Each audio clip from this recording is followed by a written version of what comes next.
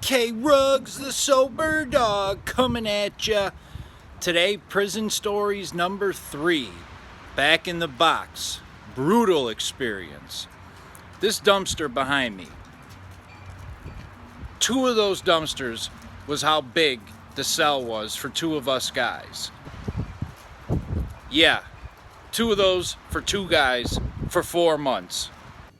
You know, if you like following Soberdogs content, if you like these stories, I'm trying to, explain the realness of prison, how it affects addiction and everything. Hit that subscribe, help me out, share Soberdogs content. I'd really appreciate it. Hit that like button. That'd be awesome. So I'm going to get into why this time in solitary was brutal. The guards messed me up good. You can see the brick wall behind me, the shadows. It's brighter over here, it's not so bright over there. That's how the lights were, and that's how the wall was in this solitary unit I was in. Sometimes it's blasting light, and they had light on 24/7. Other times it's no light at all. You gotta huddle in the corner to read, you gotta go over here to read, you gotta do whatever. And when I was in the small solitary unit, it was brick wall, just like that. Such a claustrophobic, miserable, place to be. You can't imagine just all 4 walls like that all day long. It was brutal, miserable. But, so I got in trouble. If you missed the last video, I got in trouble again, failed another drug test. Now I'm going back to solitary. I know it. I packed some drugs and some tobacco up my butt.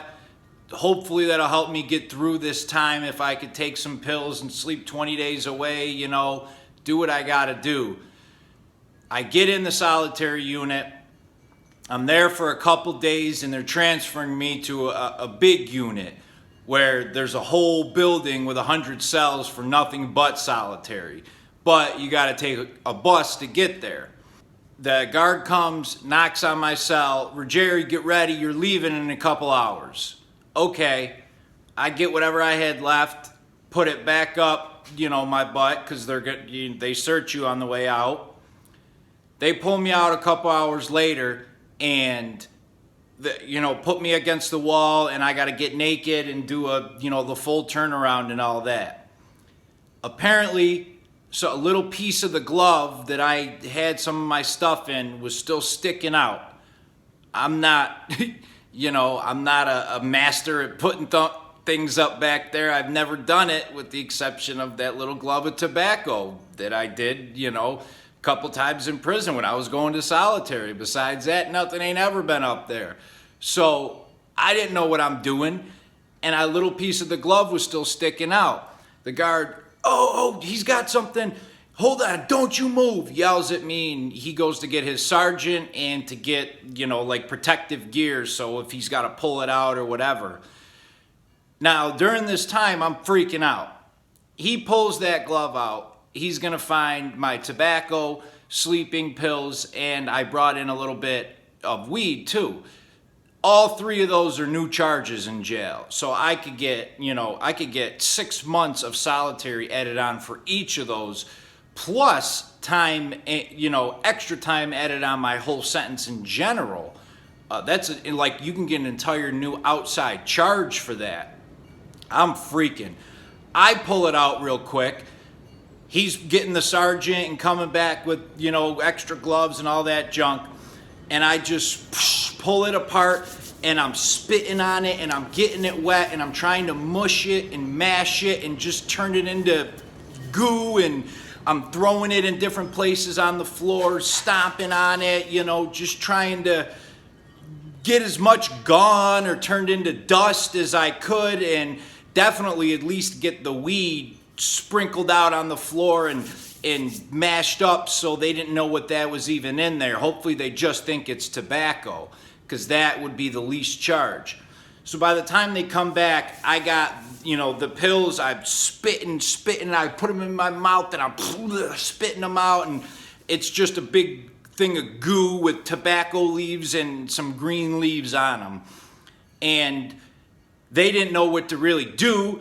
They grabbed a little bit of what they could, and they're like, we're going to have this tested, and we're going to get you, for everything.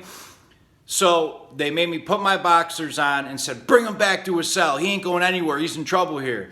And then the sergeant said to the 2 guards, bring him back and bring him back hard. I'll never forget he said that. I didn't comprehend it at first because I was so preoccupied with everything else, trying to figure out, just flustered and whatever. Bring them back hard. Basically, they got 15 other guys on a bus right outside, ready to be transferred to another prison. Everything's running smooth, and I just screwed up all their operation. Now they got to do paperwork, the bus has got to wait, all that other stuff. And I didn't listen to them by sprinkling it all up and messing it around and trying to cover my own ass. So they're pissed at me.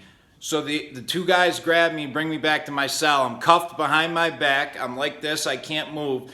And they bashed my head against every cell door on the way to my cell. And I can't put my hands up, protect myself. So boom, boom, boom, every single door. Then they threw me in my cell with the cuffs still on in the back, which is completely against any regulation, any rules they're allowed to do. So I'm on the floor in my cell, bleeding, hands cuffed behind my back. I can't get up. I can't do anything.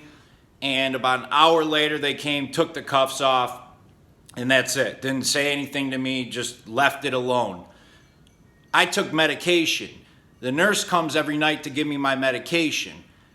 When the nurse comes is when people, you could report an injury. So if I had an injury, I could report it. They just bashed my head against the wall. Even if I didn't report it, she would have asked what the hell happened, and I have to report it to her. You got to report your injuries if they ask you.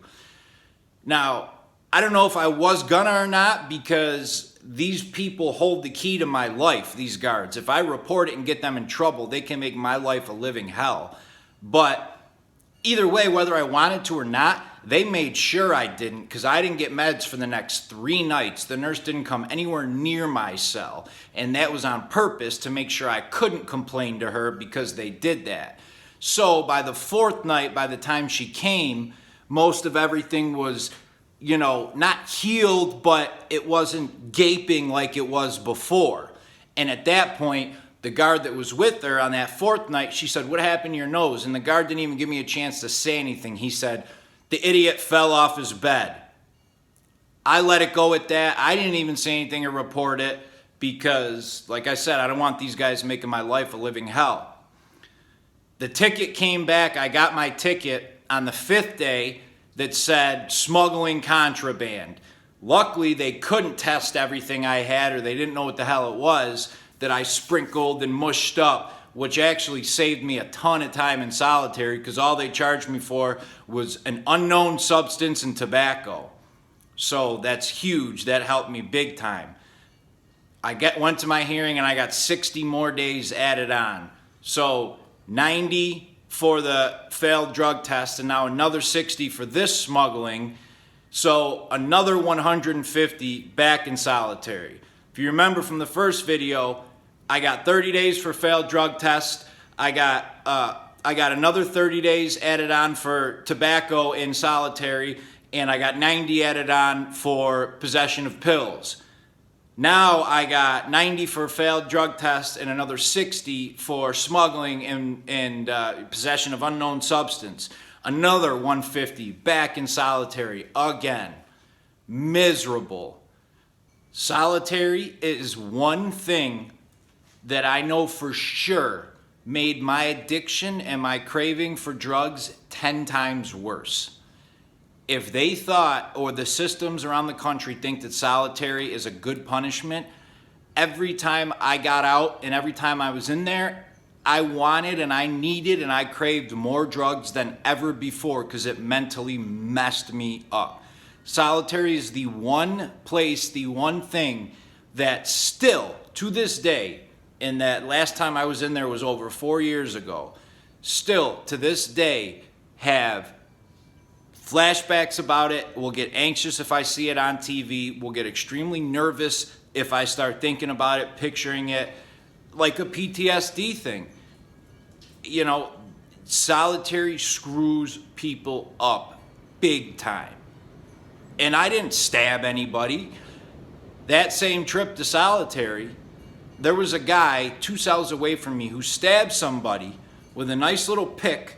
Didn't kill him, or, you know, the person, you know, got hurt pretty good, but they didn't die. You know, I'm not saying it was right, but that guy had 120 days total in solitary. So he got 120 days for stabbing somebody in the kidney area with a pick, and I got 150 days for failing a drug test and trying to bring tobacco and sleeping pills into solitary with me.